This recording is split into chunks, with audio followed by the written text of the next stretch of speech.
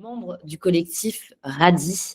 Donc, vous présentez rapidement le collectif RADI, donc le collectif radical des actrices, que ce soit formateurs, formatrices, consultants, consultantes et plein d'autres professions spécialisées dans l'inclusion et la prévention des discriminations et du sexisme, de manière générale, l'inclusion au travail. Alors, je vois que Nabil, merci, j'ai lancé l'enregistrement. Pour info et pour que vous soyez quand même, vous l'ayez bien en tête, donc le webinaire est enregistré, on vous transmettra le replay aujourd'hui ou demain, enfin très rapidement, du webinaire. Donc, on a voulu convier donc, avec le collectif RADI un certain nombre d'acteurs et d'actrices spécialisés un peu sur ces thématiques et qui agissent de manière très concrète pour éviter le côté trop conceptuel. Donc, on a avec nous Laurie Maurice, qui est CEO de Shodo. Shodo, qu'est-ce que c'est? C'est une entreprise de services numériques qui est extrêmement engagée sur ces questions-là et qui va nous raconter un petit peu son expertise, son expérience chez Shodo, un petit peu la raison d'être de tout cet engagement de sororité. Louise Moulier, qui est consultante et fondatrice de Diversity Secrets, qui interviendra également. Donc, Diversity Secrets, qu'est-ce que c'est? C'est à la fois un podcast et à la fois un organisme de formation. Jérôme Puy-Grenier, qui est co-lead LGBTQIA+, chez Octo Technologies, qui est également une entreprise de services numériques et qui travaille au sein d'Octo à favoriser la safe place chez Octo, à faire en sorte que chacune et chacun soit bien et à lutter, prévenir la LGBTQIA-phobie. Et enfin, Alexia Sena, qui est fondatrice de Joyeux Bazar et qui interviendra également sur ces questions, qui est à la fois, donc Joyeux Bazar, à la fois un podcast sur la double culture et un organisme de formation et qui ouvre avec beaucoup de talent des conversations sur la différence. Je vais vous proposer peut-être de commencer. Louis, je te propose de commencer. Je sais que toi, tu travailles beaucoup sur tout ce qui est nouveau paradigme. Qu'est-ce qui est le nouveau paradigme pour toi? Quelle est un peu la nouveauté dans l'inclusion et ce qu'on a envie d'y apporter aujourd'hui? Merci Sophie, je suis ravie d'être là effectivement pour un peu amener ce sujet sur la table. C'est un sujet sur lequel on a beaucoup travaillé avec Nabil. Peut-être qu'il y en a parmi vous qui étaient présentes et présents l'année dernière à notre conférence de la série aussi sur ce sujet, sur vraiment l'idée de revenir à quelle est la raison d'être en fait de la diversité et de l'inclusion au sein de nos entreprises. C'est ça ce qu'on entend par radicalité aussi, dans le sens de revenir à l'essence, revenir au radical, ça c'est Alexia qui le dit bien mieux que moi, parce que en fait, voilà, avec Nadine, à travers nos études, ce qu'on a pu observer aussi au sein des entreprises avec lesquelles on a travaillé en tant que consultante et formatrices et formateurs, on s'aperçoit que depuis les années 90 environ, la diversité et l'inclusion en tant que politique au sein des organisations s'assoit sur un paradigme qui est l'équation en fait qu'on connaît un peu tous et toutes de diversité égale performance. Donc la diversité amènerait supposément, selon pléthore d'études qui ont été publiées depuis les années 90, beaucoup de performance financière pour l'entreprise, de la productivité au sein des équipes, de l'innovation, tous ces côtés un petit peu business, en fait, c'est le business case de la diversité et l'inclusion. Il n'y a pas de problème en soi avec cette équation, hormis le fait qu'elle n'est pas vérifiée. C'est une corrélation. Aucune des études en fait, qui l'affirment n'affirme que c'est un lien de causalité. On ne sait pas si les entreprises effectivement qui font des politiques diversité et inclusion sont plus successful parce qu'elles font de la diversité et de l'inclusion, ou alors est-ce qu'elles font de la diversité et de l'inclusion parce qu'elles en ont les moyens, parce qu'elles sont successful, et quand bien même si un jour c'était vérifié, qu'est-ce qu'en fait ça veut dire des raisons en fait de l'essence qu'on met derrière la diversité et l'inclusion.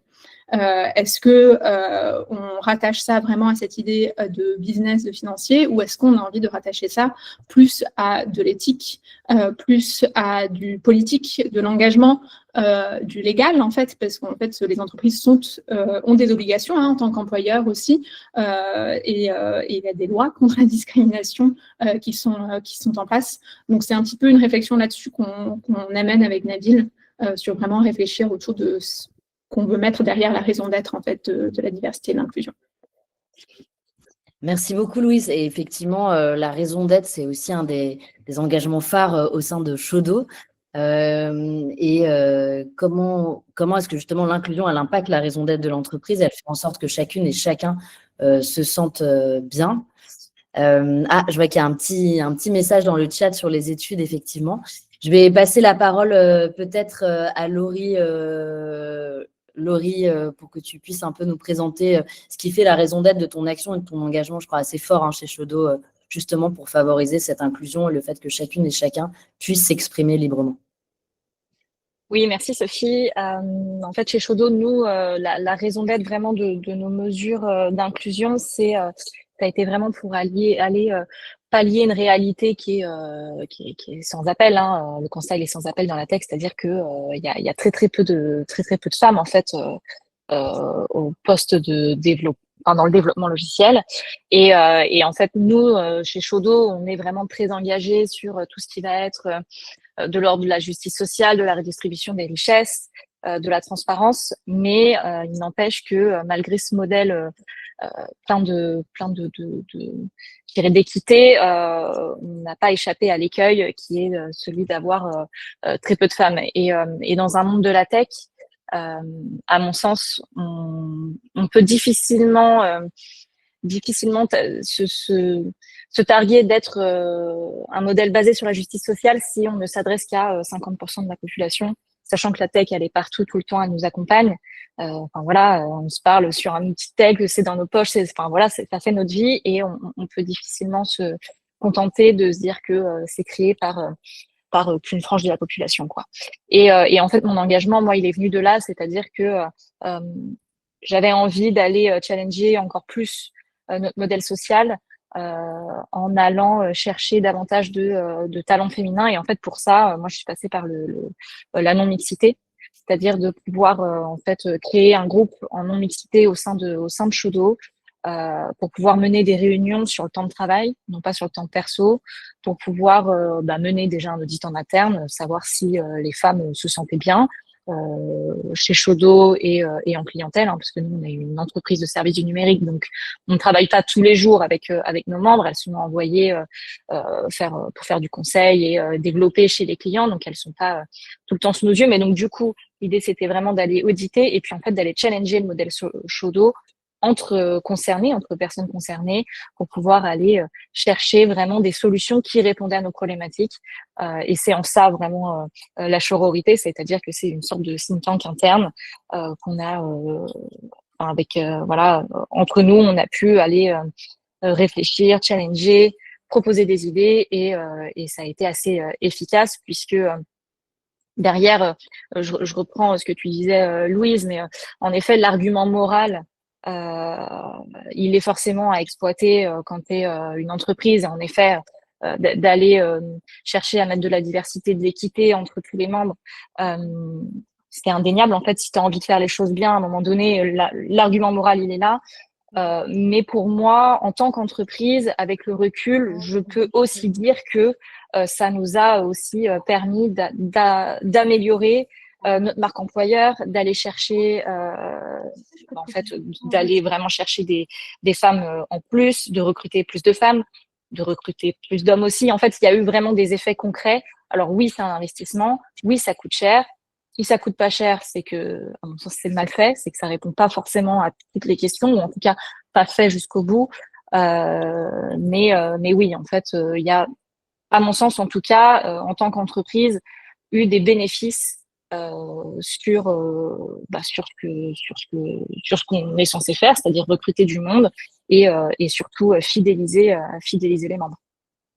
Trop bien. Merci beaucoup, Laurie, éclairant. J'ai vu qu'Alexa, ça te faisait sourire, donc j'ai envie de te donner un peu la parole sur cette notion.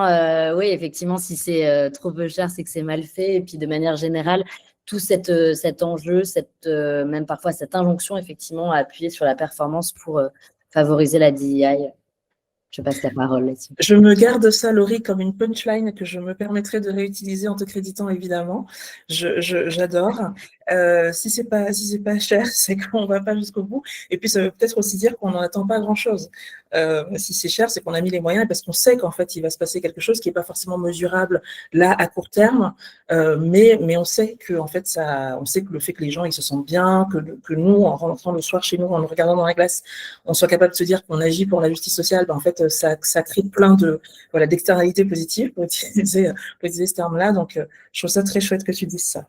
Et je riais aussi parce que je trouvais que depuis le début de ce call, on est en plein dans tous les gros mots en fait qu'il faut surtout pas utiliser pour pas effrayer nos clients-clientes.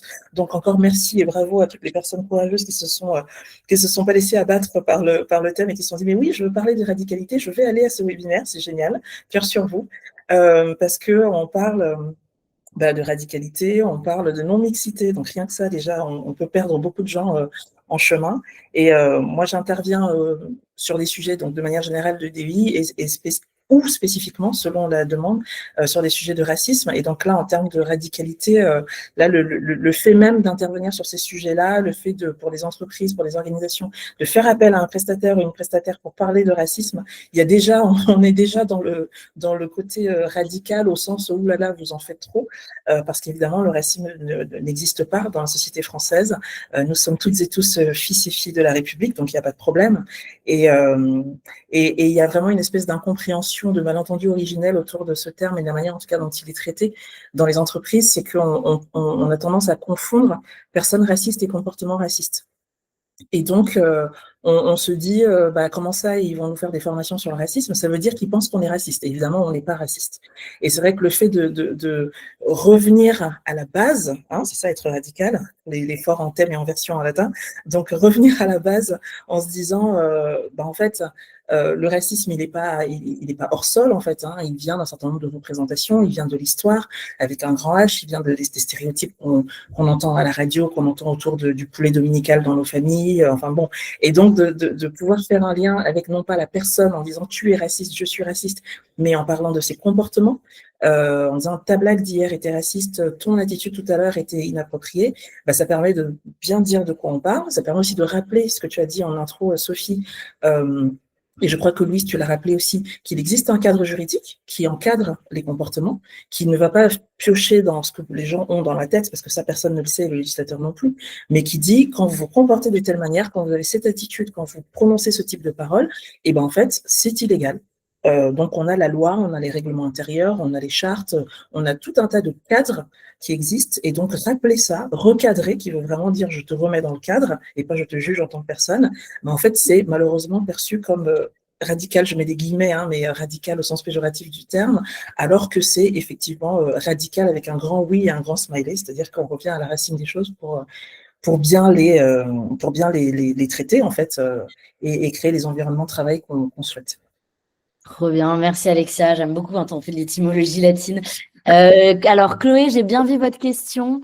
Et Yann, Dani, alors je vais essayer de prononcer, bon, je vais rester au prénom peut-être pour éviter d'interrompre trop. Chloé et Yann, j'ai bien vu vos questions. À partir de quel moment on peut se dire et comment la non-mixité a été reçue en interne chez Sodo? Alors, la question de Chloé, c'est vraiment ma question 2, mais du coup, je vais d'abord laisser la parole à Jérôme pour qu'il puisse un peu expliquer la raison d'être de toute son activité de co-lead LGBTQIA+, chez Octo Technologies. Et Yann, on va revenir un peu sur le... Yann, c'est très bien, merci. On va revenir un peu après sur le cadre et effectivement voir à partir de quel moment, effectivement, est-ce qu'on peut se dire qu'une personne, donc non pas est, mais effectivement, ah oui, le lien entre la personne, etc., ça, c'est un très bon enjeu. On va revenir dessus juste après. Je passe juste la parole à Jérôme pour que tu puisses un peu nous parler d'Octo. Je te remercie, Sophie. Pour le coup, je vais être assez rapide parce que je rejoins complètement les propos qui ont pu être tenus par Louise, Laurie et Alexia sur à la fois cette question de justice sociale, mais également de favoriser, je dirais, un lieu qui est une safe place où chacune et chacun peut s'épanouir professionnellement, quelle que soit son identité, quelle que soit sa singularité. Moi, c'est une des convictions et une conviction forte que j'ai ancrée depuis des années. Alexia, tu vas être content, tu vas pouvoir cocher une case de plus à ton bingo. Je vais prononcer le mot militant, puisque moi, mon engagement, il a commencé il y a plus de 20 ans en arrière pour une cause de bien commun qui est la cause du VIH. Donc, autant vous dire que ça remonte à un bail. Et quand je suis arrivé chez Octo, c'est vrai que j'ai voulu faire bénéficier mon employeur aussi de cet engagement associatif et d'apporter ce savoir un peu radical, un peu militant pour par rapport à nos responsabilités en tant qu'employeur, par rapport à cette promesse aussi d'être une best place to grow où, encore une fois, chacune et chacun peut progresser, peut s'épanouir avec un environnement qui lui permet de pouvoir le faire. c'était aussi cette idée de pouvoir travailler en collaboration avec notre direction et nos ressources humaines pour essayer d'améliorer nos process, améliorer les choses et faire en sorte qu'on puisse tendre vers quelque chose d'encore plus sécure et où cette question de quelle que soit la singularité au final ne soit plus un schéma de censure d'une façon ou d'une autre, puisque au-delà de cette question de marque employeur, de notoriété, il y a aussi tout ce qui joue au niveau des personnes, et on pourra l'aborder d'une façon ou d'une autre. Vous avez beau avoir un espace qui est ultra safe, il y a quand même un facteur qui est de l'individu, et chacune et chacun a des parcours différents, et chacune et chacun en fait se sent la confiance à un moment ou à un autre de parler de cette singularité et de pouvoir l'incarner à un moment ou à un autre. Notre rôle, il est plutôt, je dirais, de construire un terreau où justement ce climat de confiance est là pour pouvoir casser ces schémas de censure qui, au final, sont des pertes d'énergie pour tout le monde. Merci Jérôme, merci beaucoup. J'ai le côté safe, le côté terreau, grandir, ça me parle beaucoup. Prendre la première question, parce que du coup, c'est sur la non-mixité, sur de manière générale, en fait, j'ai envie de dire un peu les freins que ça peut, ou les critiques, pas toujours, mais que ça peut susciter quand on travaille sur ces notions d'engagement fort et pas juste effectivement une seule table ronde, mais un vrai engagement fort, continuel de l'entreprise, et notamment la non-mixité dont tu parlais, Laurie, comment ça a été reçu et comment tu as fait évoluer tout ça chez Shodo. Bien, la non-mixité, vous l'imaginerez sans doute, mais au départ, ça n'a pas été reçu de façon hyper enthousiaste, je dirais, mais à juste titre, puisque en fait, c'est quand même très décrié, et quand on ne connaît pas forcément l'intérêt, je peux comprendre que ça puisse être mal reçu, mais en effet, au départ, quand je fais la demande à Guillaume et Jonathan à l'époque, il y a cette idée eux sont pas chauds dans le sens où ils comprennent pas l'intérêt d'aller exclure les hommes de la réflexion. Et en fait, après, tu as tout un travail en fait de pédagogie, et moi, c'est comme ça que je le vois, c'est-à-dire que il y a un moment donné, quand tu veux essayer d'aller convertir des gens, des personnes, et notamment la direction, à la cause, tu es obligé, à mon sens, de passer par cette phase de pédagogie. Et donc, en fait, c'est là que j'ai expliqué que la non-mixité, ça allait non pas exclure les hommes, mais que ça allait juste nous rendre un peu plus efficaces dans le discours, libérer la parole. Tu vois, ça va éviter tous les phénomènes de man-interrupting. Donc, quand les hommes coupent la parole, voilà, on sait que c'est quelque chose qui existe. Ou alors, ne serait-ce même que d'éviter un peu le phénomène du no tall man, voilà, tu vois, où en fait, ça te fait perdre concrètement du temps, si tu veux. Alors que nous, on a mené ces réunions sur le temps de travail, donc en fait, c'est Shodo qui nous donnait du temps, donc en fait, il s'agissait d'être efficace, et en fait, la non-mixité, moi, c'est comme ça que je l'ai mise en avant, c'est-à-dire qu'à un moment donné, pour libérer la parole, il faut se retrouver entre concernés. Donc, que ça a été un chemin de pédagogie, d'explication. Ça m'a pas non plus pris 200 ans, hein, voilà, ça a été assez rapide. Et après, en interne, quand j'ai annoncé ça donc au reste des salariés, franchement, ça a été assez bien reçu, parce qu'à partir du moment, je pense, où tu expliques que tu mènes un projet qui est censé rétablir un peu plus d'équité, mais en fait, tu ne retires rien aux hommes, tu vois. C'était pas un avantage supplémentaire, c'était du temps. Voilà, c'était du temps de travail. Enfin, on travaillait, on n'allait pas au spa, en fait. Donc, il y avait vraiment cette idée de dire, voilà, on retire rien. Après, oui, t'accompagnes sur l'idée de non-mixité, à quoi elle va servir, mais franchement, je dirais que ça a été assez bien. En fait, une fois que tu as expliqué, que tu as été claire, transparente dans ta démarche, ça a été très bien accueilli. Ça fait du bien d'entendre ça, Laurie. Merci beaucoup. On va répondre à votre question, à Yann, bien sûr, mais c'est juste que cet écho de pédagogie, ça me fait vraiment écho à ce dont tu as parlé, Jérôme, qui est la militance pédagogue. Et franchement, je trouve que c'est aussi comme ça que tu as répondu dans ce qu'on s'est dit, hein, pour préparer un peu notre table ronde, sur comment lever les freins par rapport à des initiatives que vous avez mis en place, que tu as mis en place chez Octo. Voilà, je te laisse un peu rebondir dessus, parce que je trouve que c'est très connecté. Ouais, pour faire le parallèle, moi, je te rejoins complètement, Laurie. Il y a effectivement une question de pédagogie derrière En fait, j'ai même envie de vous poser, qu'est-ce que vous mettez comme question, j'ai envie de vous demander qu'est-ce que vous mettez derrière le terme radicalité. Moi, derrière radicalité, j'entends patience, j'entends pédagogie, j'entends conviction, j'entends pugnacité aussi. Des termes qui sont plutôt employés dès qu'on va aller attaquer des activités qui ont un intérêt économique direct ou de performance directe, et dès qu'on va parler en fait d'environnement ou d'engagement sociétaux, on va mettre cette étiquette-là radicale, comme s'il y avait quelque chose de, comment dire, un peu politiquement incorrect pour le coup. Et moi, c'est vrai que sur la pédagogie et cette histoire un peu militante, ce que j'ai pu observer, et c'est quelque chose que j'ai pu observer dans les retours d'organisations qui m'ont demandé comment on avait abordé aussi ces sujets-là chez Octo, c'est souvent on attend que ce soit les RH qui portent ces sujets-là. Et nos RH ont déjà batterie de sujets à traiter. C'est pas forcément des personnes qui sont déjà formées, qui ont toutes les clés, qui ont tous ces savoirs-là. Nous, c'est vrai que chez Octo, on a la chance d'avoir, je dirais, entre des leads qui sont experts sur les sujets et qui travaillent justement main dans la main avec les RH pour leur donner les clés, pour pouvoir leur apporter ce savoir complémentaire qui permet de pouvoir mettre en place des actions de sensibilisation. Typiquement avec l'une de mes collègues, Marion Daeldi, qui est designer. Quand on entendait parler de genre chez Octo, on entendait toujours la notion de hommes et femmes. C'était encore sur un spectre très binaire, pour le coup.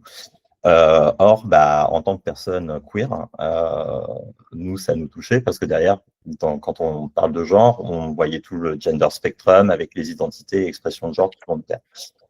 On a soumis la question aux Octo. Est-ce que ça vous intéresse si on vous apporte un éclairage sur le sujet? Et la réponse de la communauté a été plutôt favorable. Donc, avec Marion, en moins d'un mois, on a monté un atelier ludo-pédagogique autour justement des expressions et l'identité de genre qu'on a joué en interne, qu'on a joué à peu près une centaine de collaborateurs et collaboratrices, et qui a permis justement d'enclencher des discussions et de faire ressortir en fait un sujet de fond que très peu de personnes ont tendance à aborder en entreprise dès qu'il est question de diversité et d'inclusion, c'est la peur de la maladresse. Donc ça a permis aussi d'amener des discussions autour de tout ça, d'introduire la notion de vous pouvez être le plus armé possible, le plus informé possible, vous restez quelqu'un qui est un être humain derrière, et vous n'êtes pas à l'abri de la maladresse. La question, c'est plutôt quand vous faites une maladresse, comment vous réagissez? Est-ce que vous faites la politique de l'autruche et vous êtes en mode j'espère que la personne s'en est pas rendu compte, ou est-ce qu'au contraire, vous prenez la responsabilité de cette maladresse et vous ouvrez quand même la porte au dialogue? Et ça, c'est le message qu'on a essayé d'introduire, et c'est moi, c'est ma conviction, c'est qu'effectivement, tant qu'il y a de la pédagogie et tant qu'il y a du dialogue, même si en face, vous avez des personnes qui ne sont pas convaincues, c'est pas grave. Le message passe et on donne quand même des clés. Et au pire, on raccroche, comme Louise le disait au début, à la responsabilité employeur. Merci, Jérôme. Est-ce que Louise ou Alexia, d'ailleurs, voulez rebondir? Et effectivement, après, on va répondre, Yann. Alors, du coup, il y a une autre question aussi. Mais peut-être, donc je redis un peu les questions de Yann. Donc, à partir de quel moment on peut se dire qu'une personne est raciste, sexiste, homophobe? Et effectivement, je pense que tu commences un peu à y répondre, Jérôme, quand tu parles effectivement de cette maladresse. À titre perso, j'ai beau être armée effectivement sur l'égalité de genre, j'en commets clairement encore des maladresses, j'ai encore des stéréotypes. Et effectivement, l'idée, c'est de ne pas faire l'autruche. Moi, j'aime beaucoup ce truc-là d'affronter un peu ses erreurs et d'écouter, à minimum d'écouter quand on nous en parle. Du coup, je pense que c'est déjà un peu un élément de réponse pour Yann. Et à partir de combien de blagues on peut se dire que la personne est problématique? Là, il y a du cadre légal assez clair, puisque des propos répétés, c'est 2 fois, et des propos répétés à connotation sexuelle ou sexiste, dégradant, humiliant, offensant, c'est déjà du harcèlement sexuel, par exemple. Sur du racisme, il y a ce qu'on appelle le harcèlement discriminatoire. Donc, il y a pas mal de notions. Alors, pour pas trop prendre la parole, je vais quand même laisser rebondir je ne sais pas, Louise ou Alexia, si vous voulez rebondir sur ce que vient de dire Jérôme, un petit peu en lien avec les propos d'Yann, je ne sais pas. Laquelle d'entre vous? Oui, je pense que c'est hyper intéressant, effectivement, comme disait Jérôme, on en vient vraiment sur, OK, dans le concret, en fait, à quoi est-ce qu'on peut rattacher nos actions, nos initiatives en interne. Et encore une fois, tout ce qui est autour du business case, ça peut être hyper utile. Le problème, c'est que les mêmes entreprises qui ont énoncé ce business case, en fait, qui ont un peu inventé dans les années 90, sont ces mêmes qui, aujourd'hui, sont en pullback sur la diversité et l'inclusion, en fait. Enfin, quand Accenture, en fait, l'année dernière, nous disait la diversité et l'inclusion, c'est super, nos équipes sont beaucoup plus performantes, etc. Et tout d'un coup, hop, mettre fin à leur projet de diversité et inclusion, c'est là qu'en fait, je vois que ça ne se suffit pas. Aussi, le business case, il parle à certaines personnes dans l'entreprise. En fait, les personnes dans l'entreprise ou les investisseurs ou investitrices qui sont intéressés en fait par la performance économique et innovatrice de l'entreprise en fait. Mais ça n'intéresse pas le ou la collaboratrice lambda dans l'entreprise en fait qui en fait, on n'a rien à faire du résultat de l'entreprise dans le fin fond, qui s'intéresse plutôt effectivement à ce que disait Jérôme sur, en fait, est-ce que quand je viens au travail, je suis dans un espace safe, en fait, est-ce que je sais que je peux me tourner vers les RH en sécurité, par exemple, ou vers mon manager ou quoi, pour effectivement dénoncer une discrimination s'il y en a eu, pour ouvertement en parler d'initiatives ou d'idées ou de besoins dont moi j'aurais besoin pour me sentir bien au travail. Et c'est pour ça que moi, vraiment dans mon accompagnement, et c'est ce qu'on fait aussi avec Nabil, on accompagne vraiment les entreprises à se poser la question sur, en fait, plutôt que d'être vraiment dans cette question de diversité égale performance, qui peut amener aussi sur du tokenisme, en fait, où on se dit, bon, on va recruter des femmes, ça veut dire que notre entreprise va être super performante. Et du coup, ça met aussi un peu la pression quand même sur le public visé, entre guillemets, qui se retrouve à devoir performer et si on ne performe pas, est-ce que ça veut dire que demain, en fait, on arrête nos politiques de diversité et inclusion au moment où on s'aperçoit que ça ne fait plus monter la ligne de gains marginaux, en fait? Et donc, nous, avec Nabil, on incite plutôt à aller plus sur un paradigme de ce qu'on appelle le ROI, donc le Return on Inclusion, ou le retour sur inclusion, en fait, parce qu'au final, c'est vraiment l'inclusion, et c'est ce que vous avez toutes et tous dit, c'est vraiment ces actions d'inclusion qui vont permettre effectivement de donner le meilleur de soi, de pouvoir être vraiment présent ou présente au travail. Et l'inclusion, c'est un travail collectif. Et c'est là qu'on tombe plus dans le tokenisme, effectivement, on tombe sur la responsabilité partagée de tout et chacun au travail, de, comme disait Jérôme, s'informer, de prendre une posture d'allié, prendre une posture d'écoute, et là-dessus, effectivement, pouvoir faire avancer, et surtout d'aller sur des sujets qui, en fait, ne font pas bouger la bottom line, mais sont quand même des sujets d'engagement, d'éthique, qui sont tout aussi importants aussi, quoi. Trop bien. Louise, je sens qu'on a ajouté un mot au bingo avec tokenisme. Donc, Alexia a un bingo qui vraiment devient de plus en plus gros. Est-ce que tu peux nous l'expliquer rapidement, cette notion? Qu'est-ce que c'est que le tokenisme?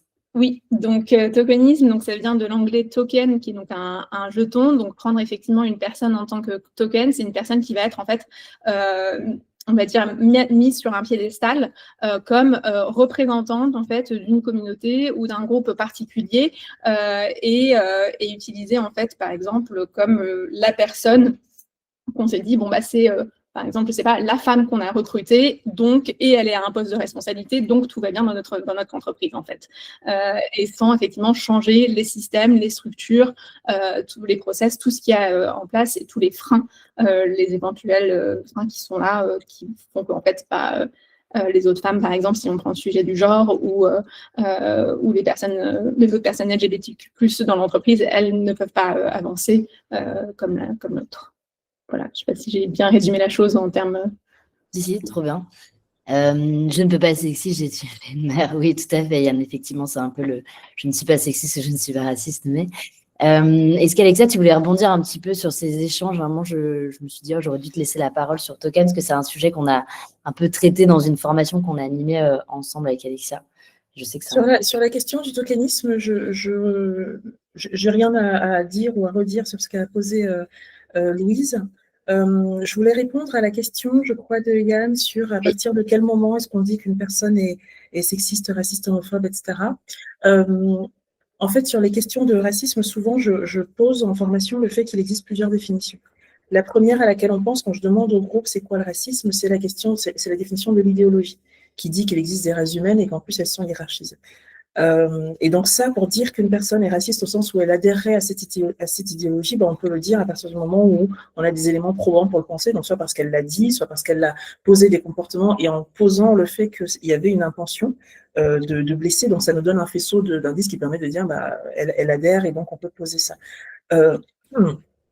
Et comme tu l'as un peu dit tout à l'heure, je pense que ce qui est plus important que de se dire que cette personne est raciste ou pas, c'est de savoir s'il faut agir, en fait. S'il faut sanctionner un comportement, indépendamment du fait de savoir, parce qu'on n'aura peut-être jamais cet élément-là. Et puis, je ne dis pas que c'est pas grave de le savoir ou pas, évidemment que ça a un impact sur la manière dont on interagit avec elle, mais encore une fois, ce qui va nous intéresser, c'est les comportements. Et si on attend d'être sûr qu'elle est raciste pour agir, dans plein de cas, on n'agit jamais, en fait. Donc, comme tu l'as rappelé, la loi pose un certain nombre de notions, notamment l'agissement discriminatoire, qui, en fait, est vérifié dans le Code du travail, est un délit dans le Code du travail, une infraction, dès la première fois, pour le coup. Autant sur d'autres délits ou sur d'autres infractions, il faut une notion de répétition, autant la définition de l'agissement à caractère discriminatoire, c'est soit le comportement porte atteinte à la dignité de la personne, soit elle crée un environnement de travail qui est humiliant, dégradant, hostile, offensant. Et à partir du moment où une de ces deux caractéristiques est remplie, qu'il y ait intention ou pas, le texte est très clair. Il dit qu'il y a objet ou pour effet, donc on est vraiment, il n'y a pas de notion d'intention. À partir du moment où ça arrive une fois, on sait très bien que dans la pratique, on attend souvent au moins une deuxième fois, mais voilà, le cadre légal dit à partir du moment où il y a une fois, et on est dans un agissement qui est puni par la loi. Et donc ça, c'est le cadre vraiment juridique. Mais au-delà du cadre juridique, quand moi, je suis manager et que quelqu'un frappe à mon bureau en me disant « on vient de me faire une blague à la machine à café », clairement homophobe, en tout cas, qui est pour moi est insupportable, est-ce que j'attends de savoir si la personne est réellement homophobe pour agir? Non, il y a plein de choses que je peux déjà faire. Je peux accueillir cette parole, évidemment. Donc, pas entre deux portes, assieds-toi, bois un verre d'eau, raconte-moi ce qui s'est passé, orienter, protéger, voilà, tout ça, ça rentre dans mon rôle de manager. Je peux recadrer la personne autrice, donc à la fois lui demander ce qui s'est passé, et si je vois qu'il y a besoin, la remettre dans le cadre, qui peut être un cadre juridique, parce que je vois la question de Yann, et malheureusement, effectivement, les lois changent en ce moment, donc il peut être un cadre juridique, mais qui peut être aussi un règlement intérieur. Donc, je peux recadrer l'auteur ou l'autrice. Je peux sanctionner s'il y a besoin. Parfois, on n'en est pas encore à la sanction, mais déjà recadrer, rappeler qu'il existe un cadre et ce qu'il raconte, ça fait jamais de mal. Et puis, la troisième chose que je fais à plus long terme, c'est comment est-ce que je fais évoluer les comportements. Et ça, j'ai pas besoin de savoir si la personne est homophobe ou pas. Si il y a un ou plusieurs propos homophobes tenus en salle de pause, c'est soit qu'il y a des personnes qui sont homophobes et qui se disent « Oh, mais c'est génial, je suis dans un environnement où je peux agresser et micro-agresser à tout va, c'est trop bien », soit il y a des personnes qui n'ont aucune conscience du fait que leur propos est offensant, et donc dans les deux cas, ça veut bien dire qu'il faut faire quelque chose, il faut sensibiliser, recadrer, enfin bref, donc il faut faire évoluer les comportements. Et c'est là que certaines d'entre nous ici interviennent sur de la formation, de la sensibilisation.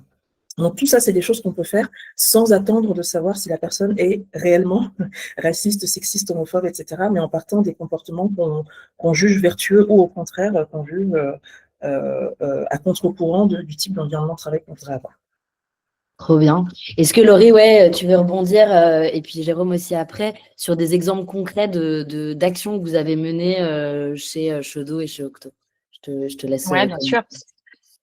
Bien sûr, et du coup, en fait, en partant de nos réunions en non-mixité, donc de sororité, on a pensé donc à des mesures pour pouvoir en fait aller résoudre un peu l'équation insolite des femmes dans la tech, et en fait, on est parti de plusieurs constats, c'est-à-dire que nous, on sait que dans notre secteur, tu as une femme sur deux qui le quitte au bout de 10 ans de carrière. Donc en fait, évidemment que tout ça, c'est systémique, et qu'il y a un système à revoir. Tu as déjà la maternité, c'est certain, et puis en fait, tout ce qui va être aussi, je dirais, le climat de travail. En fait, quand tu es dans un climat qui est aussi peu mixte que celui de la tech, il y a une pression supplémentaire qui se met sur tes épaules quand tu es une femme, tout ce qui va être présomption d'incompétence, etc. Bon, en tout cas, il a fallu commencer par prendre une partie du problème, et en fait, c'est comme ça qu'on a décidé, entre autres, de mettre en place le congé menstruel.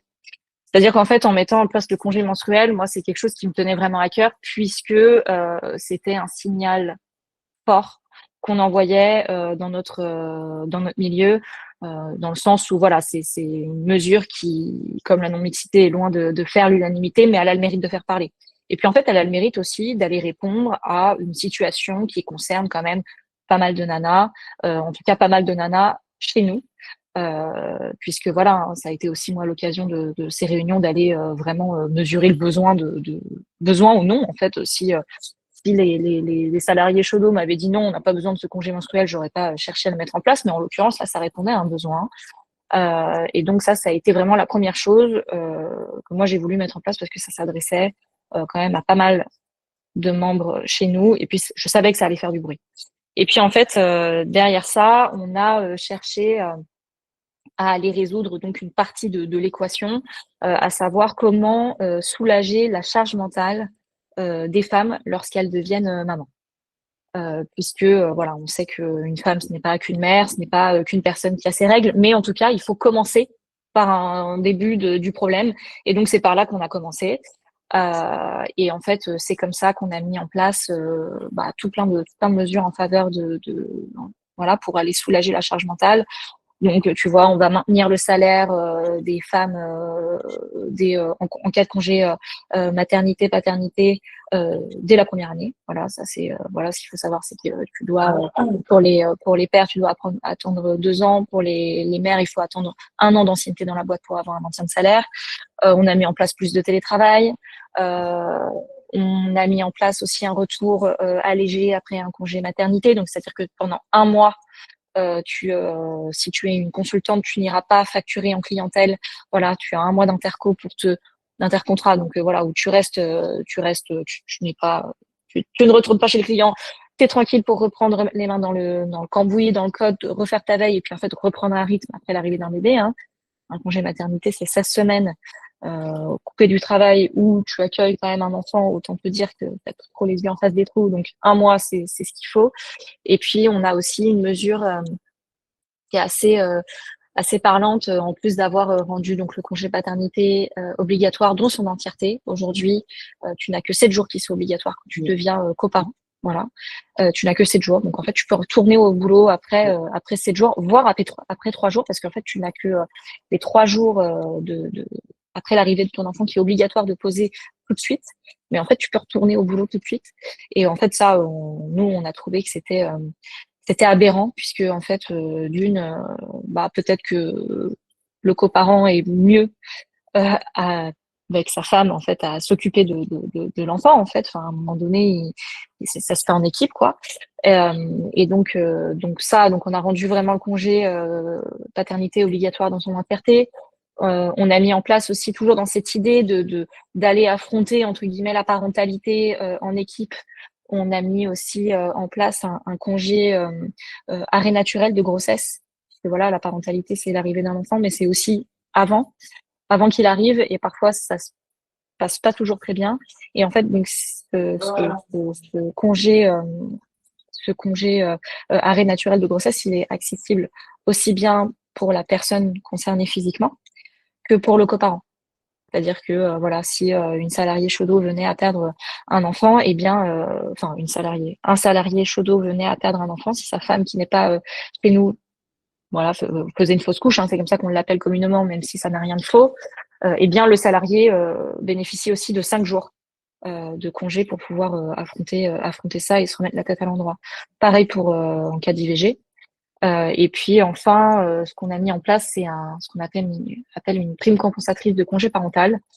Donc, si la salariée chaudo, lorsqu'elle revient au travail après son congé maternité, si le coparent décide de prendre un congé parental, alors chaudo lui paye 1 mois de salaire. Puisqu'en fait, à un moment donné, généralement, donc maman reste à la maison. Et elle se retrouve face au bébé puisque papa est retourné au travail au bout de soit de 7 jours, soit de 28 jours. Mais quoi qu'il en soit, il y a un moment donné où la personne qui a accouché se retrouve face au bébé quand le coparent, lui, n'y est plus. Et en fait, on a estimé que c'était de là que partait vraiment l'inégalité de charge mentale. C'est-à-dire que tu te retrouves experte de l'enfant et en fait, c'est toi qui vas prendre les rendez-vous, c'est toi qui vas penser aux couches, c'est toi qui vas penser à toute la logistique pendant que l'autre est au travail. Et en fait, on est parti du constat que les papas prenaient très très peu de congés parentaux. Et ça, on peut légitimement penser que c'est parce que quand voilà, il y a des inégalités de salaire. Donc, si papa gagne plus, on peut peut-être se dire que voilà, s'il faut faire bouillir la marmite, c'est pas lui qui va prendre le congé parental. Et en fait, ça, on voulait mettre fin à cette raison-là en allant financer un mois de salaire. Et moi, tu vois, concrètement, mon mari, après mon retour de congé maternité, eh bien, en fait, il a pu prendre un mois de congé parental quand moi je suis retournée au travail. Et en fait, ce que j'aime dire, c'est qu'aujourd'hui, c'est lui qui prend les rendez-vous médicaux et c'est lui qui va chercher les vaccins et c'est lui qui doit et qui gère en fait toutes ces questions-là. Donc, la non-mixité, en fait, que j'ai envie de dire, c'est que la non-mixité, elle nous a permis d'aller auditer, mettre des mots concrets sur des problématiques et ensuite fait la direction ensemble, en fait, tous ensemble, donc hommes, femmes, enfin voilà, la prime compensatrice de congé parental, c'est Guillaume, le cofondateur de Shodo, qui a pensé. Donc en fait, on n'a pas exclu les hommes de la réflexion, ça nous a juste permis de poser des mots et d'aller penser autrement, vraiment avec la direction, avec des chiffres, concrètement, penser des solutions pour répondre à ces problématiques. Et c'est en ça que moi j'ai envie d'appuyer, c'est que tout à l'heure, Jérôme, tu disais que on attend souvent des RH que les initiatives viennent d'elles. Mais en effet, c'est pas forcément les personnes les plus informées, les plus sensibilisées, les plus engagées, puisque en fait, et puis en fait, quand tu es RH, tu as plein de choses à faire. Donc en fait, à un moment donné, quand le constat il part du terrain, des personnes concernées, quand tu arrives auprès de la direction avec voilà une liste établie de problématiques, je pense que quelque part, tu as fait quand même une grosse partie du chemin. Et c'est ça, en fait, je trouve qui est assez fort, c'est que quand ça part des salariés, que ça part du terrain, bon, en fait, tu arrives avec des choses très concrètes, quoi. Trop bien. Pardon, désolé, ça bug. Merci Laurie. Jérôme, sur les initiatives qui ont été menées, que tu as menées, tu en avais parlé de plusieurs qui avaient été hyper intéressants. Donc l'atelier ludique que tu as parlé pour sensibiliser un peu tous les collaboratrices chez Optotechnologies. Il y avait aussi la question des toilettes non genrées. Et qui pose question, parce que tu vois, j'ai refait une formation, mais encore dit non, c'est illégal, alors que non, c'est pas illégal. Mais comme quoi, il y a des croyances, et là, c'est l'administration publique qui m'a dit que c'était illégal, non. Et une autre initiative aussi, où tu pourrais peut-être nous en parler rapidement, c'était l'accueil et comment vous aviez travaillé pour mieux accueillir les personnes trans dans l'entreprise aussi. Je sais qu'on avait parlé de tout ça pour la préparation de la table ronde. Yes. Je ne vais pas revenir sur l'atelier ludopédagogique et Stockholm Gender qui, pour le coup, je fais mon petit instant promo. C'est un atelier qu'on est ouvert en plus à jouer dans d'autres organisations si ça vous intéresse, pour le coup. Surtout qu'en plus, il se base sur un Creative Commons qui est le Genderbread Person de Sam Killerman. Donc, c'est aussi une façon de le faire vivre. Ce qu'on a sur la question des toilettes, justement, je vais faire le lien avec A Guide to Gender de Sam Killerman, puisque Sam Killerman dit très bien que quand on est sur la question de l'inclusion et l'inclusion des minorités de genre et minorités sexuelles, les toilettes cristallisent beaucoup ça. On le voit dans le débat public et ce qui se passe entre autres aux États-Unis, par exemple. Nous, on s'est posé la question de l'adaptation de nos locaux et avec cette volonté de faire en sorte que par étage, on ait une toilette qui soit dépourvue de signalétique de genre. L'idée, c'était effectivement de prendre en compte les besoins de personnes trans, personnes non binaires potentielles qui ne seraient pas identifiées, mais aussi des personnes qui se sentent pas forcément à l'aise dans des toilettes et des espaces partagés. Donc ça, on a eu un très léger cafouillage avec le prestataire en charge de la signalétique qui a retiré la signalétique de toutes les toilettes. Or, c'était pas forcément ce qu'on souhaitait à la base. Mais ça a déclenché une vague d'interrogation des collaboratrices et collaborateurs qui était totalement légitime, puisque du coup, il y avait une confusion qui se créait. Ça nous a demandé de la pédagogie pour dire on n'a pas oublié le cadre légal, on l'avait bien en tête. Il y a un quota de toilettes genrées qui est imposé en termes de surface par nombre de collaborateurs. Donc, c'est bien quelque chose qu'on avait en tête. Il y a juste eu une mauvaise communication, une mauvaise coordination avec le prestataire. Mais en étant pédagogue, en prenant en compte les retours, en les accueillant, en disant vous avez raison d'être confus, vous avez raison de poser des questions, il y a eu un couac de notre part. Ça a permis de ramener aussi la volonté initiale qui est pourquoi on a fait ça et on vous rassure, on va faire en sorte de mettre les choses dans l'ordre. Donc, pour répondre à ta question sur les toilettes et l'obligation légale, oui, la loi impose un certain quota, mais ça ne veut pas dire qu'on ne peut pas faire d'aménagement pour autant. Quant à la transition de genre, ça me permet aussi d'introduire une notion qui est... il y a souvent cette espèce de sensation de chez nous, c'est pas un sujet où tout va bien, ou machin, donc on va rien faire. Mais en même temps, si on fait rien, on ne crée pas cet espace pour qu'il y ait des besoins qui puissent émerger. Moi, je sais que le fait qu'on Octo soit engagé sur l'inclusion de façon je dirais, globale, puisqu'on parle pas que de LGBTQIA+, mais on parle effectivement d'égalité de genre, on parle de handicap, on parle de mixité sociale.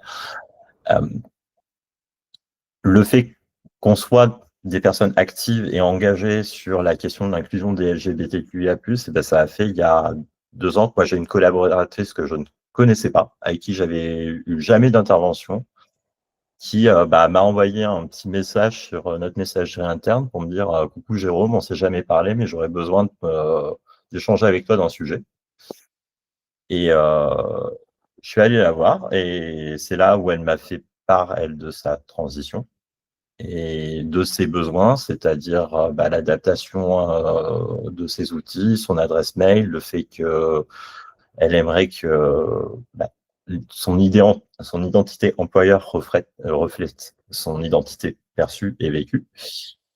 Et du coup, on a travaillé main dans la main avec notre DRH et avec notre DSI aussi pour faire évoluer nos process, étudier, cartographier un peu notre SIRH pour voir comment la notion du genre était transitée dans celui-ci, qui était honneur de cette data-là, à quel endroit on pouvait la modifier tout en respectant le temps légal qui est vu que la transition civile n'était pas opérée, comment on s'assurait de rester raccord par rapport à nous, les obligations employeurs, tout en favorisant et adaptant ses outils et son environnement de travail pour que celui-ci reflète son identité, en fait, au final.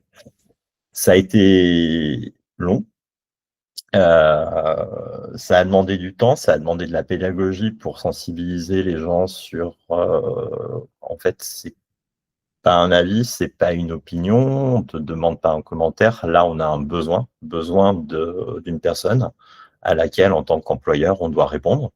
Et c'est notre rôle de faire en sorte d'adapter les choses pour que notre collaboratrice puisse travailler dans un environnement où elle se sent elle-même, au final. Voilà. Je peux vous parler aussi de la déclinaison qu'on a fait sur les métiers où, en tant que fabricant de la tech, il y a aussi cette responsabilité sociale qui est derrière les produits numériques que l'on produit doivent correspondre aux différents utilisateurs et utilisatrices qu'il y a. Donc, on a décliné nos ateliers de sensibilisation sur des questions algorithmiques, sur des questions relatives aux données personnelles. Par exemple, quand vous concevez un produit numérique, c'est aussi sécuriser certaines datas, faire en sorte qu'il n'y ait pas de fuite sur des données sensibles. Comment est-ce qu'on introduit la notion de persona inclusif pour avoir une conception qui est la plus large possible dès le début. C'est des thématiques en fait sur lesquelles on accompagne nos consultants et consultantes pour ancrer ces enjeux-là aussi dans les métiers. Trop bien. Merci beaucoup, Jérôme. C'est hyper Hyper enthousiasmant. Moi, j'avais fait votre atelier personnel inclusif, j'avais trouvé super. Ça me fait réagir. Alors, je vois qu'il y a 2 questions, donc je vais juste préciser. Là, il nous reste 9 minutes de table ronde. Après, on a vraiment une demi-heure d'échange et de questions-réponses avec la salle, ou en tout cas avec la salle virtuelle. Donc, avant de répondre aux questions de Clémentine et puis Clémentine et Cyrielle, notamment qui là s'adressait plus à Laurie et Clémentine un peu à tout le monde. Très bise, désolée, c'est mon chien qui s'agite. Je vais demander si Alexia, justement sur ça, c'est des questions que nous on a eues, qu'on peut avoir en tant que consultante et Louise également bien sûr en tant que consultante formatrice sur ça. C'est finalement comment est-ce qu'on outille les entreprises. C'est un peu des questions qui sont posées dans le chat, mais pour avoir les éléments des entreprises ou des organisations publiques d'ailleurs, pour répondre aux objections qui peuvent être amenées. Et finalement, moi je trouve que ce que tu disais, Jérôme, en fait, parfois on a du mal quand on est externe à être aussi cash que toi, mais en fait, oui, on répond pas à un avis, une objection, à un débat politique, on répond à un vrai besoin. En fait, c'est peut-être ça aussi une manière de répondre aux objections, c'est de dire on répond aux besoins des collaborateurs et collaboratrices. Mais voilà, je suis sûre qu'Alexia et Louise ont aussi plein d'idées pour répondre aux objections qui peuvent être formulées. Est-ce que Louise, ça te va si je me lance et tu complètes? C'est une très vaste question. C'est ce qui fait toute la difficulté et tout le sel de notre métier. Il y a plein de choses à dire là-dessus. Déjà, il y a des jours où on a l'énergie et le temps pour débattre, et il y a des jours et des situations dans lesquelles ce qui est important, c'est de recadrer. C'est pas du tout la même chose. Le recadrage, il faut que ce soit court et percutant, ok? Short and sweet, voilà. L'idée, c'est que ça s'arrête là, maintenant, tout de suite. Et puis, si on a le temps, et si on sent la personne à l'écoute, on peut décider de débattre et d'aller, voilà. Donc ça, c'est une chose. Ensuite, en termes d'intervention collective, nous, enfin là, les membres du collectif Radi, et je pense qu'on a des confrères, consoeurs qui sont aussi là dans la visio, on fait plein de choses. On fait de la formation au sens très classique du terme, où on transmet des notions, on donne des concepts, ce que Jérôme a expliqué sur la transidentité, où il y a autant de définitions, de compréhension, d'incompréhension surtout là-dessus que de personnes. À un moment, remettre une définition, dire quel est le cadre juridique, donc ça, c'est des choses un peu descendantes, mais qu'il faut quand même transmettre. Et à côté de ça, ce à quoi on s'attache globalement, il me semble que dans la profession, on a ça à cœur, c'est de créer aussi des espaces de discussion. Moi, le terme conversation que j'utilise beaucoup, j'utilise un peu trop parfois, mais vraiment qui est ce pourquoi je me lève le matin, c'est sur ces sujets-là, arriver à créer des conversations qui sont souvent inconfortables, on va pas se mentir, mais qui doivent exister, qui demandent un peu de courage, mais qui permettent d'avancer et de passer de je pense, je sais pas, ça me gratte ici, à mais comment est-ce qu'on peut agir? Et donc, autour de ces sujets-là, il y a vraiment cette notion de comment est-ce que je crée un espace où les gens peuvent s'exprimer, dans les limites de la loi toujours, mais comment elles peuvent s'exprimer, comment elles peuvent se sentir suffisamment en confiance pour dire, en fait, je suis désolée, mais je ne comprends pas. Ou je suis désolée, mais moi, ça vient me gratter à tel endroit, et c'est difficile pour moi. Et à partir de là, on avance, et on dit, je comprends que c'est difficile pour toi, mais qu'est-ce qu'on fait? Parce que c'est difficile pour toi, ça te crée un inconfort, et à côté de ça, pour ton collègue ou ta collègue, c'est pas juste de l'inconfort, c'est de la souffrance. On n'est pas sur les mêmes choses. Ce n'est pas symétrique. Ça ne veut pas dire que je ne peux pas écouter ton inconfort. Simplement, je pose le fait que c'est pas le même enjeu, c'est pas la même chose qui se joue pour toi. Donc, on est toutes et tous dans la même pièce. On a tous envie de venir bosser avec le sourire le matin. Donc, à partir de là, qu'est-ce qu'on fait?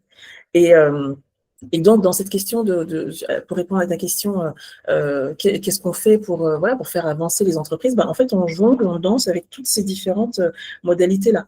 Où parfois, on va être il faut que vous sachiez ceci, il faut que vous compreniez, et parfois, ça va être, et vous, comment ça se passe pour vous? Et ce qui est intéressant, c'est que quand on arrive à créer ces conversations-là, on a aussi du bottom-up, on a aussi des bonnes pratiques, parce qu'il y a plein d'équipes, en fait, notamment dans les grandes entreprises, dans les grandes organisations un peu larges, il y a des endroits où il y a déjà des équipes où il se passe des trucs géniaux, en fait, mais qui ne sont jamais remontés, personne n'est au courant. Et le fait d'ouvrir la conversation, c'est là qu'il y a quelqu'un qui dit « Alors moi, quand j'étais au marketing, on avait telle pratique inclusive. » Mais génial, super. Ah bon, vous mesuriez le temps de parole des femmes? Mais c'est incroyable, on va faire ça aussi.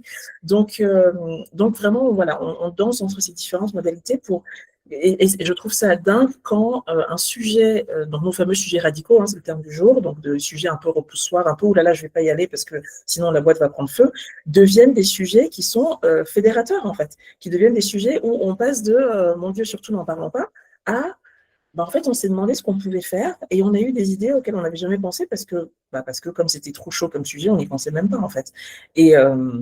Et donc voilà, ça c'est vraiment les petits instants de magie dans nos métiers. Je pense que le moment où toute la signalétique des toilettes a disparu a dû être un moment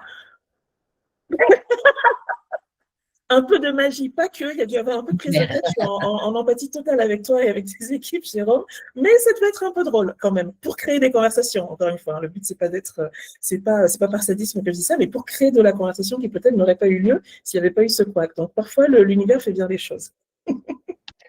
Je te le confirme, mais pour le coup, une fois rétabli et une fois le message passé, aujourd'hui, en fait, les gens ne font même plus gaffe à l'absence de signalétique sur une des toilettes. Donc, mais voilà, ça a été un grand moment, je te le confirme. Louise? Ouais, peut-être que je vais rebondir sur deux choses que vous venez de dire. Jérôme, effectivement, sur le fait que en fait, aujourd'hui, plus personne s'en rend compte. C'est ça, en fait, c'est les choses qui paraissaient radicales hier sont normales aujourd'hui, dans les deux sens, malheureusement. Hein. On le voit aussi en politique, dans nos sociétés, des choses qu'on pouvait ne pas imaginer pouvoir dire hier sont dites, sont faites aujourd'hui, beaucoup de violence, voilà. Mais dans le bon sens des choses aussi, de ok, on va changer la signalétique sur nos toilettes, par exemple, peut-être qu'un jour ça va choquer les gens, mais en fait, dans la pédagogie, dans le travail qu'on va faire autour, au final, le lendemain, ça paraîtra tout à fait normal. Et je voulais juste rebondir sur le mot qu'Alexia prononçait, qui était le mot de courage, et qui, je pense, répond en partie aussi aux questions posées dans le chat, par exemple autour des quotas ou autour de et si la loi ne suffit pas. Enfin, tous les exemples qui ont été prononcés ici par Laurie, par Jérôme, c'est une preuve de courage organisationnel, en fait. Et les choses évoluent grâce au courage, au militantisme. Et c'est ça, en fait, qui fait évoluer la loi aussi. Enfin, tout ce qui est, par exemple, autour du congé menstruel, en fait, s'il n'y avait pas des organisations comme Shodo qui travaillent là-dessus et qui montrent que oui, c'est possible, en fait. Enfin, c'est possible, tout va bien, l'entreprise n'a pas pris feu. Et en fait, les législateurs, législatrices n'arriveraient pas, en fait, sur ces sujets non plus. Donc, c'est pour ça que vraiment, nous, dans notre travail avec Nabil, on encourage, encore une fois, de vraiment revenir au radical, au b.a.-ba, en fait, de cette raison d'être de pourquoi, en fait, est-ce que vous faites ça. Et je trouve qu'effectivement, ce qu'on disait autour des besoins, c'est exactement ça, en fait. C'est pourquoi, en fait. Est-ce que votre raison d'être de la diversité et inclusion, est-ce qu'elle est énoncée? Est-ce qu'elle est perçue comme légitime, en fait, dans vos équipes? Est-ce qu'elle est fédératrice? Et au-delà, effectivement, donc, des besoins, d'un côté, il y a aussi les résultats de l'autre. Donc, en fait, nous, on accompagne vraiment les entreprises sur définir ces besoins, définir cette raison d'être, et ensuite aller voir, OK, mais est-ce qu'on a les résultats? S'il y a des externalités positives sur le business, c'est super, c'est très bien. Mais de une, est-ce que vous les mesurez? Est-ce que c'est pertinent de les mesurer? Je sais que un exemple qui vient en tête, c'est Sodexo qui avait fait son rapport sur effectivement la féminisation des équipes et qui a mené apparemment plus de sécurité au sein des équipes. Top, très bien. Ça, si on peut le mesurer, c'est super. Si on se base sur des business cases un petit peu hors sol, qui ne sont pas mesurables dans l'entreprise, ça peut être difficile ensuite de le rattacher. Mais par contre, si on mesure des résultats concrets qui répondent aux besoins qui ont été énoncés, qui répondent à la raison d'être qu'on a énoncée, et là, en fait, ça légitime toute notre action. En fait, si effectivement, des gens nous disent « Oui, moi, je suis plus safe aujourd'hui. Oui, moi, j'arrive à mieux faire mon travail.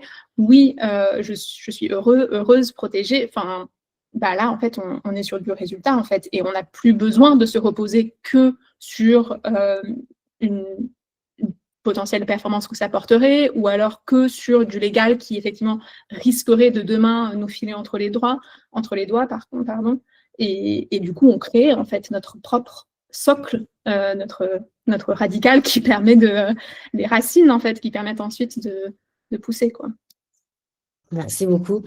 On arrive 17h, incroyable ce timing, Louise, en plus radical, racine, terreau, poussé, on a repris un peu tout ça.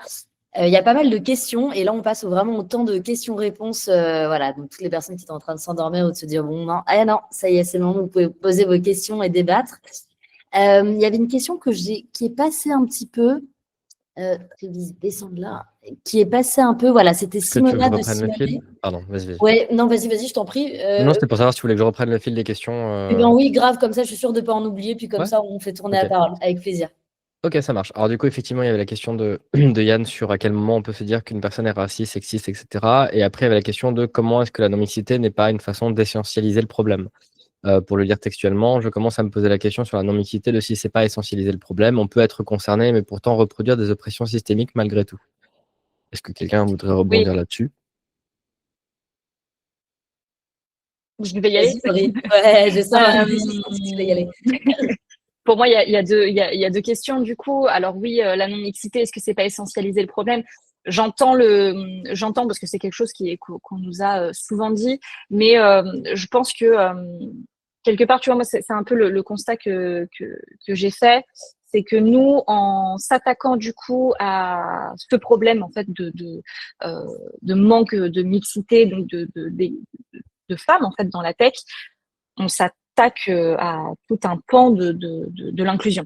C'est-à-dire que nous, en se positionnant fermement sur cette question-là, on a attiré plus de femmes, on a attiré aussi plus d'hommes, mais on a aussi attiré plus de personnes en recherche d'inclusion, de personnes handicapées, de personnes LGBTQIA+. Enfin voilà, en fait, quelque part, à partir du moment où tu envoies un signal d'inclusion, je pense que ça va. En fait, c'est ça l'intersectionnalité aussi des luttes quelque part. C'est que nous, on n'a pas essentialisé le problème dans le sens où on veut que les femmes, que sais-je, enfin des propos qu'on n'a pas forcément envie de relayer. Mais en fait, l'idée, c'était vraiment de dire voilà, on s'attaque à un plan du problème, à un constat qu'on voit nous, c'est-à-dire que quand on parle d'égalité, de justice sociale, on peut pas se contenter d'avoir aussi peu de femmes comme on avait à l'époque chez Chaudot.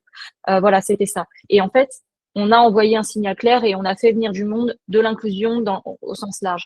Et ensuite, après, oui, en effet, c'est pas parce que tu es une femme que tu vas pas reproduire des biais systémiques, que tu vas pas, que je sais pas, que tu vas pas couper la parole, que tu vas pas machin. Ça, c'est clair. Mais en fait, à un moment donné, ce qu'on sait, c'est que de façon systémique, les hommes le font. Donc en fait, il faut réduire un peu, à mon sens, la fenêtre de possible discrimination. Voilà, d'être entre concernés, ça ne te protège pas de tout plein de choses, mais il n'empêche que ça te protège peut-être un peu plus que si tu étais avec des personnes qu'on va dire voilà dominantes, voilà qui sont eux plus voilà hein, qui agissent comme ils agissent tous les jours.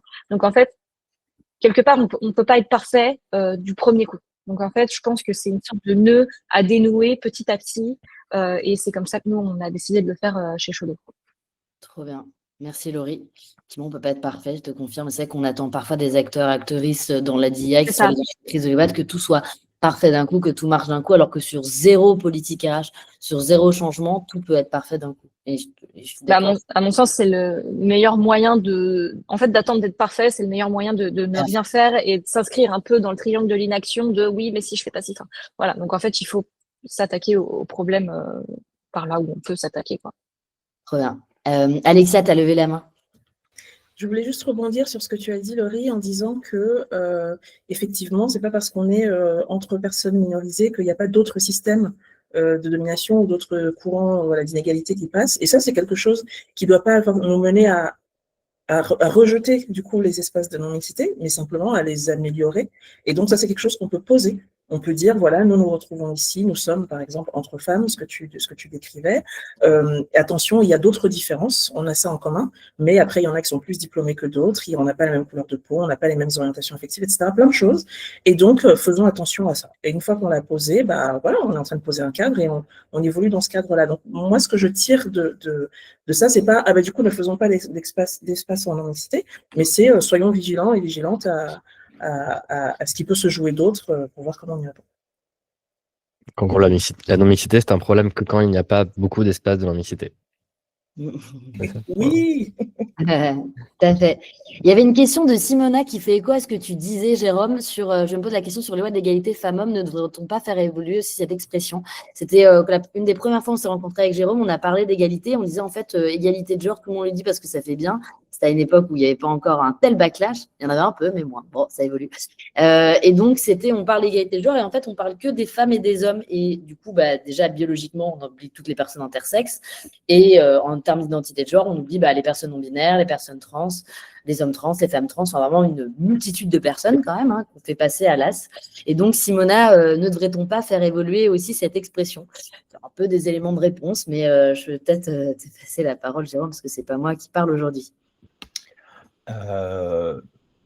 Déjà, je pense qu'il faut rappeler que la loi a quand même aussi introduit cette notion-là qui couvre aussi la question de la transidentité avec la loi de 2016, dite loi de modernisation de la loi, justement, qui remplaçait l'identité de sexe, enfin la notion de sexe par identité de genre. Donc il y a déjà un contexte légal qui existe de ce côté-là. Pour te répondre, moi, je sais que, grosso modo, quand on aborde cette question du gender et de façon un petit peu plus globale, il y a toujours cette perception que c'est un truc woke, c'est un truc récent, c'est un truc qui vient depuis 20 ans nous faire chier, passez-moi l'expression. Mais c'est aussi remettre un peu d'historique là-dedans, dire, en fait, non. Si on prend ça d'un point de vue sociologique, la notion de genre, on peut la retracer bien plus loin que ça. Et c'est reposer, revenir aux bases, redire, voilà, en fait, les études de genre, il y a eu 1934 avec Margaret Reed, il y a eu différents philosophes, différents sociologues qui ont introduit des concepts qui ont fait leur chemin. Il y a eu tout le mouvement féministe après, dans les années 70. Puis il y a eu la théorie queer qui est venue se greffer sur ça. Donc c'est pas un truc nouveau, c'est un truc qui remonte. Et si on transpose dans d'autres contextes socio-culturels, à d'autres périodes de l'époque, la conception du genre qu'on a, nous, en France, qui est l'héritage aussi de notre culture judéo-chrétienne, si on la transpose sur un autre pays, avec une autre culture, les concepts sont pas du tout les mêmes. La façon d'aborder des expressions de genre, des comportements genrés sont pas du tout les mêmes. Et c'est aussi ramener cette interrogation-là. Et cette interrogation-là, on la retrouve aussi d'un point de vue culturel, si vous vous intéressez au mouvement artistique, d'une époque à l'autre, d'une école à l'autre, c'est pas les mêmes critères de beauté, c'est pas les mêmes représentations en genré. Donc c'est aussi au final ramener au fait que tout ça n'est pas que biologique. Il y a toute une fluctuation qui se fait de par le contexte dans lequel les personnes évoluent au final. Trop bien. Ouais, c'est pas figé, effectivement. Alors attendez, il y avait Nabil, si tu peux nous dire un peu les autres questions. Bien sûr. Après, il y avait la question de Chloé qui a demandé directement à toi, Sophie. Tu as parlé de militance pédagogue. Quelle est la nuance, différence avec militantisme, s'il y en a une? Alors, je vais donner rapidement un peu la différence. Le militantisme, c'est un engagement. Alors, dans les outils de l'engagement, ça va être faire comprendre effectivement tes opinions, ce qui est important, tes valeurs, etc. Et essayer d'influencer aussi sur la société. On appelle ça du plaidoyer dans le monde associatif.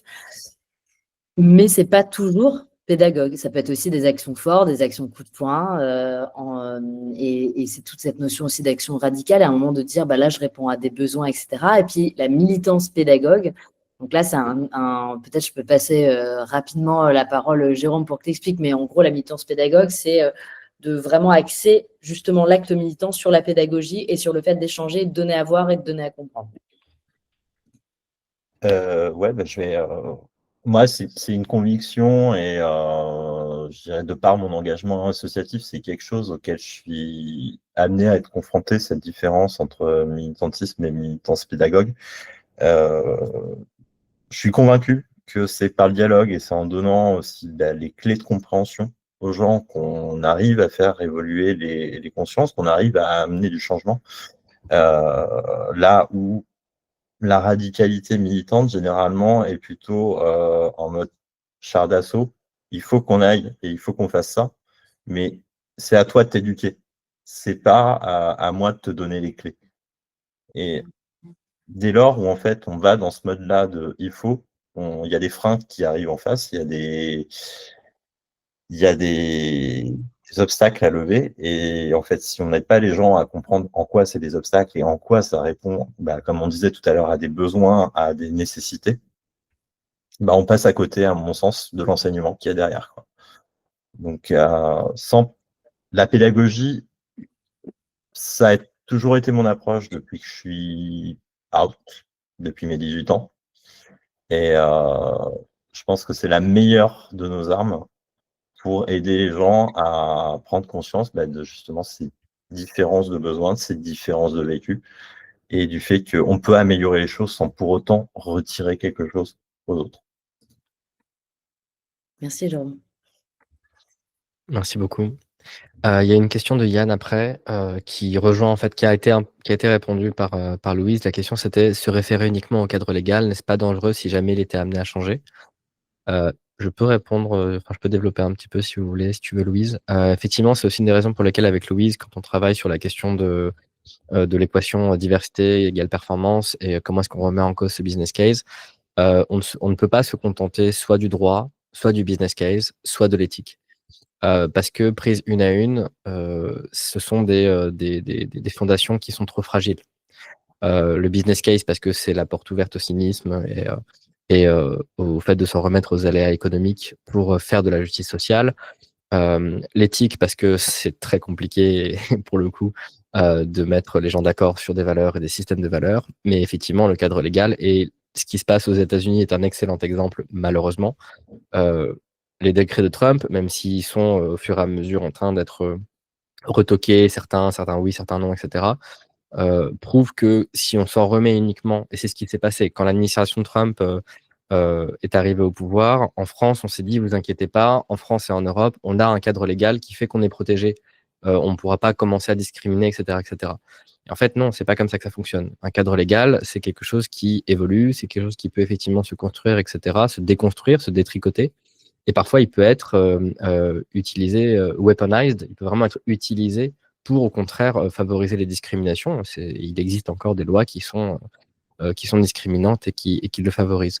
Donc la réponse, oui, effectivement, c'est très dangereux de s'en remettre uniquement au cadre légal, et c'est pour ça qu'on ne peut pas compter que sur le droit pour faire notre travail. Et ensuite, il y avait la question de Clémentine. J'enchaîne si c'est OK pour vous. Je crois que Louise voulait rebondir. Oh, pardon. Non, je trouve. Oui, non, et je ne sais pas si ça va répondre à la question qu'on avait sur les quotas aussi. Je sais pas si Ouais, il y a une question. mais pour rebondir sur ce que disait Nabil, en fait aussi, le droit peut avoir ses limites. En fait, par exemple, les quotas, oui, enfin, pour répondre à la question qui était dans le chat, oui, je pense que c'est essentiel qu'on ait ces quotas, et sans les quotas, en fait, rien ne se serait passé, on n'aurait pas avancé, mais faut pas que les entreprises, en fait, se contentent d'avoir 30% de femmes, ou de juste arriver à ces quotas, ou alors juste, en fait, si on parle de handicap par exemple, juste payer en fait leurs amendes, parce qu'en fait vaut mieux payer l'amende que de faire des efforts qui coûtent bien trop cher.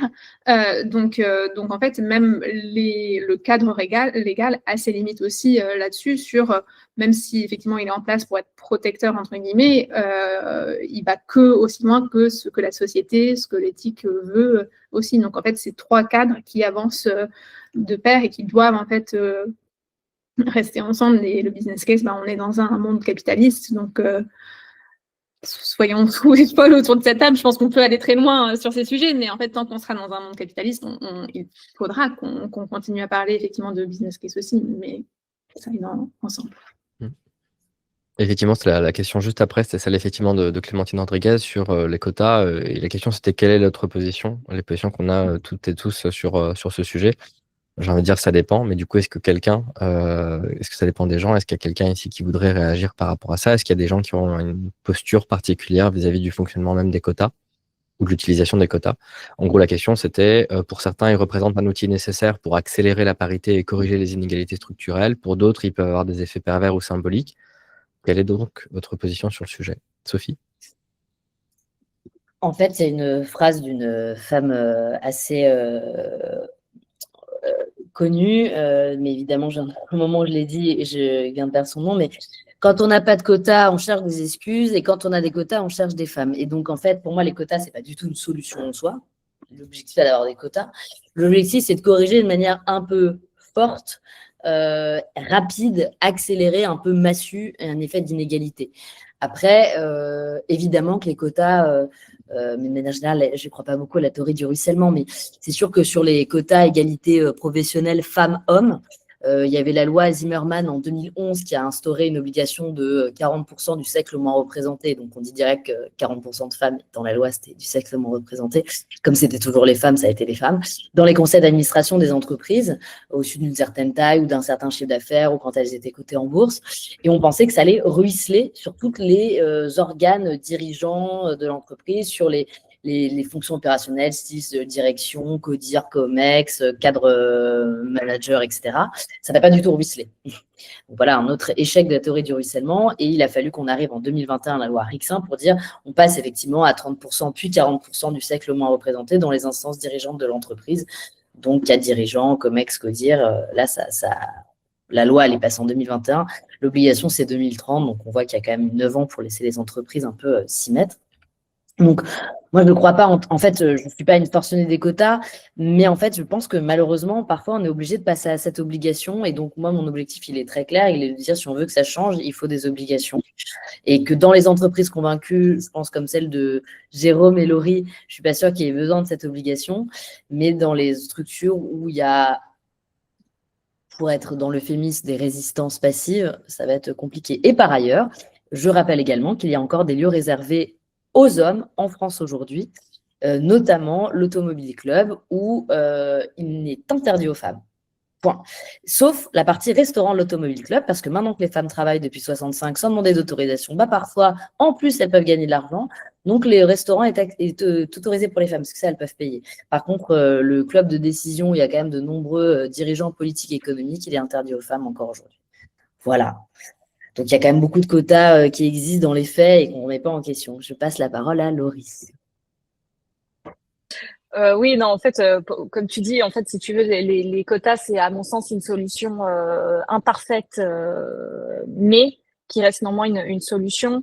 Tu vois, c'est Françoise Giroud qui disait qu'il y aura l'égalité. Je pense que c'est peut-être la phrase que tu cherchais, mais la femme sera vraiment l'égale de l'homme le jour où un poste important, on désignera une femme incompétente. Et en fait, quelque part, il y a un peu ce côté-là. Le quota, on craint que ça réduise le niveau. Et en fait, je pense que c'est quand même une idée assez insensée.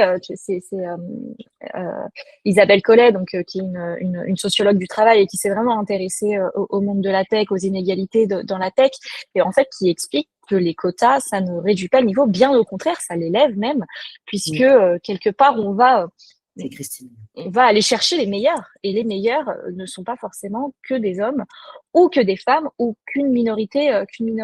Et même, on sait même que quand on va recruter à l'aveugle, en fait, quand on connaît le genre ou la personne en toute fin, les recrutements issus des minorités représentent 60% en fait des candidatures retenues. Et en fait, c'est ça qui est assez fou, c'est que les quotas, je pense que ça empêche de mettre des biais.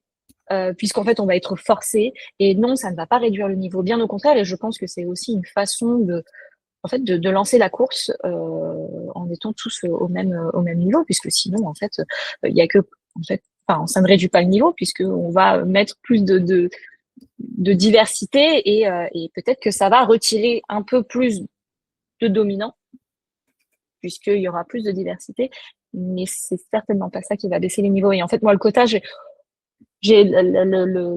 vraiment, je sais que c'est imparfait, mais quelque part, j'y crois beaucoup. Il y avait Louis, je crois. Attends. Quelqu'un d'autre a levé moi, c'était moi. Ouais, pardon, non, je t'en prie, c'est pour ajouter par rapport à la question de la non-mixité, du quota et de la non-mixité. Un mot qu'on n'ose pas prononcer parfois sur ces sujets-là, c'est le mot ségrégation.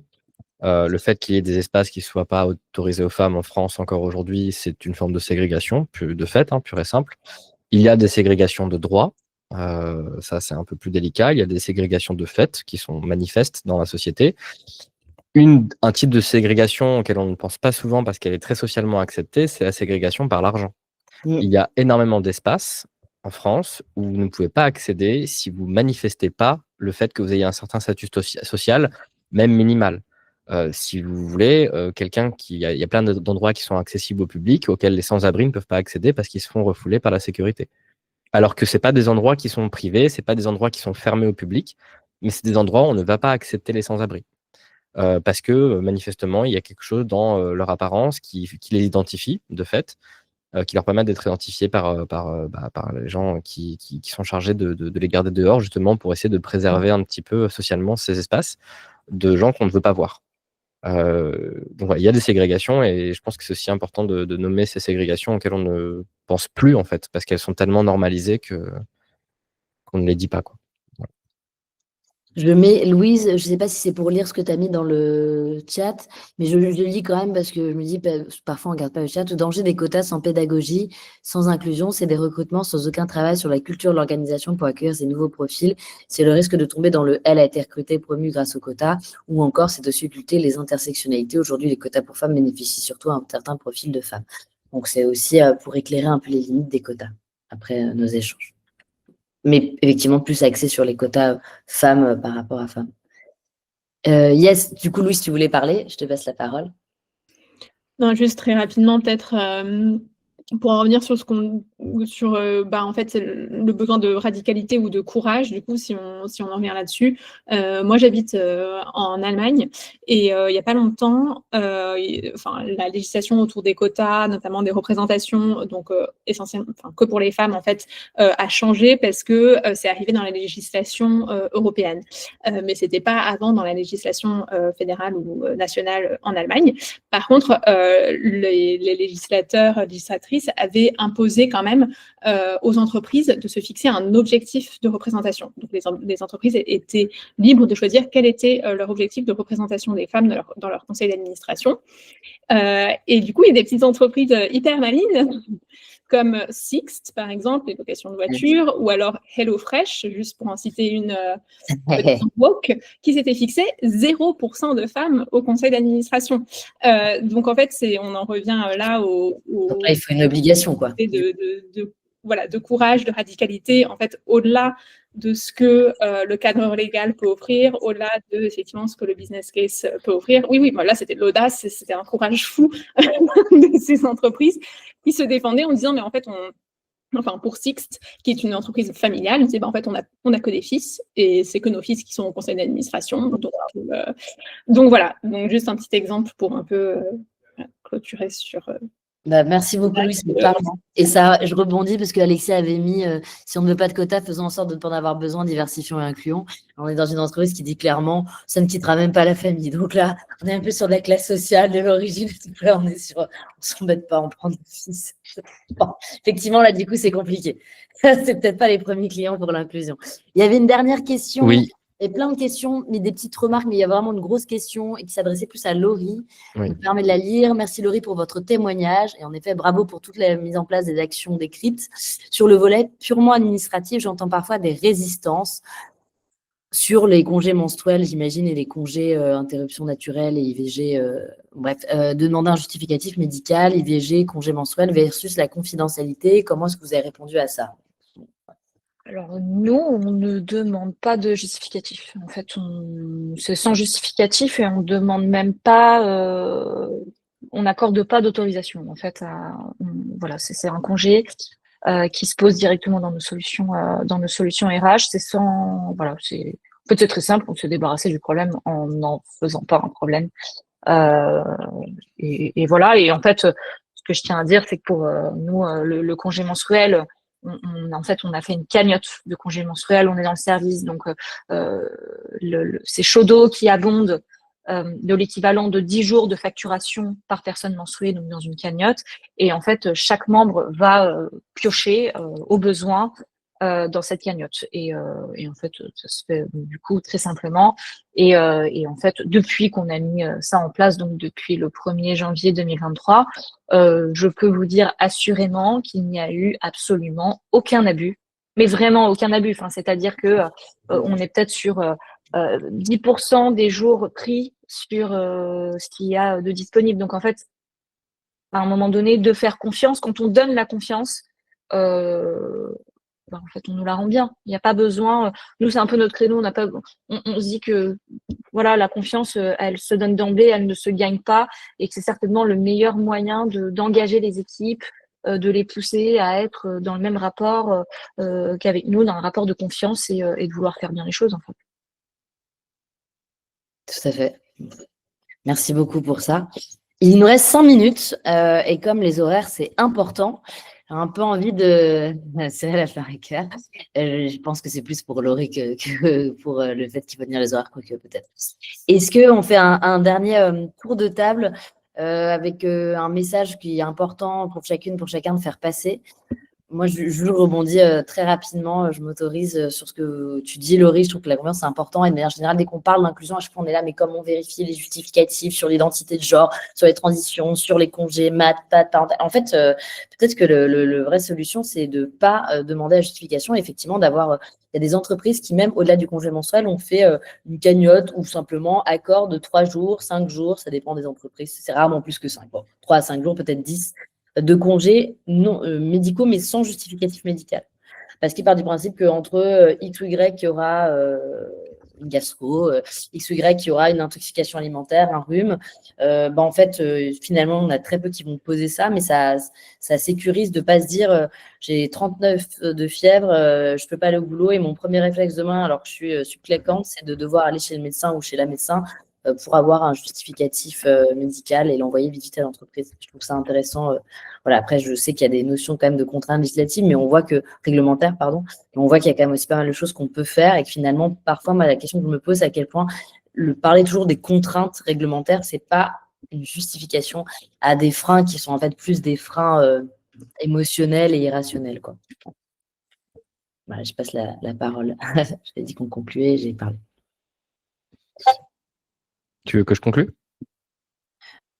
La réponse est dans tes questions, Sophie. Elle est tout à fait contente de... Du coup, merci à tout le monde d'avoir assisté à ce webinaire. Merci à nos invités, merci à Jérôme, merci à Laurie, merci à Louise, merci à Alexia. Et si le travail des personnes qui font partie du collectif RADI vous intéresse, ou si le collectif RADI vous intéresse, n'hésitez pas à aller vous renseigner sur notre page LinkedIn. Nous n'avons pas encore de page internet, mais cela ne saurait tarder. Donc voilà, n'hésitez pas à aller explorer le profil des personnes. Ce ne sont que des personnes qui sont expertes de la diversité et de l'inclusion et de la lutte contre les discriminations. Ce ne sont que des personnes indépendantes, donc qui travaillent sur ces sujets avec des expertises très variées et très pluridisciplinaires. Nous avons des gens qui font de la psychologie, nous avons des gens qui font de la communication, nous avons des gens qui font du médico-social. Donc voilà, il y a une pluralité de profils qui fait vraiment la richesse de ce collectif. Et nous sommes à chaque fois ravis d'échanger entre nous, mais surtout d'échanger avec le reste de l'écosystème, avec toutes les personnes qui travaillent à la justice sociale dans les organisations. Nous remercions également la série, dont nous avons ici, je crois, quelques représentantes, de la FMD en tout cas. Et nous espérons que vous allez passer évidemment d'autres moments extrêmement enrichissants pendant cette semaine. Quoi qu'il en soit, il y aura un replay, il sera diffusé dès qu'il sera disponible. On vous mettra le lien en disponibilité, on vous enverra, je crois, un mail, je crois que c'est prévu. Voilà. Et en attendant, si vous avez des questions pour nos invités, n'hésitez pas à nous les transmettre. Nous pourrons bien évidemment faire le relais. Merci à toutes et tous. Merci beaucoup. Merci. Merci à nos intervenantes et intervenants et merci à nos Merci. auditeuristes. Merci. Et les 29, c'est magnifique. Merci à toutes et toutes pour vos retours et pour vos feedbacks. J'espère que ça vous a mis un peu de baume au cœur et un peu d'idées aussi sur tout ce qu'on peut faire et tout ce comment on peut sensibiliser là-dessus.